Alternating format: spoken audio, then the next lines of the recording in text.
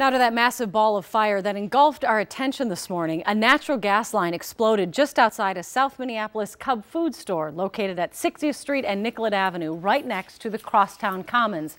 Remarkably, no one was hurt. The fire scorched vehicles in the grocery store parking lot, prompted the evacuation of an 8-block area, including a daycare center, school, church, and apartment complex. The fire burned for about an hour and a half before crews were able to shut down that gas line. It was quite a spectacle for anyone driving by or watching the flames on TV or social media sites. Carol Evans Boyd Hoopert has more. Wow. It could have been a set for a horror movie. Wow. Ew. But for the fact the carnage was real. I looked and there was this incredible plume of flame. When the gas line ruptured on the street in front of this Cub food store, the store's manager had just finished hanging some signs near the front door. Just looking out the front door, and out of nowhere, it was like a 50-foot high pile of dirt just exploded up in the air. Randy Drescher queued up some video from the store's security camera. Watch the black SUV, now the gray sedan. 1 second, 2 seconds, boom.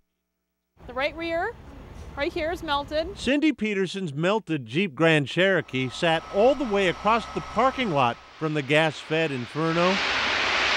When it first happened, we were in the store and we could feel the heat in the building from the fire. 20 Cub workers and 10 customers were whisked out a back door. One of the ladies said, "We got to get out of the store, there's a fire." You could feel the heat 2 blocks away. More than 3 hours before the explosion, a technician with the Roadside Assistance Service says he smelled natural gas and reported it to a gas company employee sitting in a truck. And he just said, "Don't worry about it." All right? And so I didn't worry about it. I thought I did my job as a citizen. This from CenterPoint Energy. We did check our records, and on behalf of CenterPoint Energy, in checking our records, we did not receive a gas leak call in which we would have responded. As it was, the primary casualties were cars and a tree too burned to see another spring.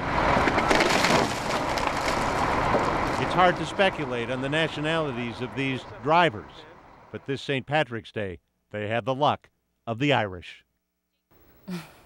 That was Boyd Hoopert reporting.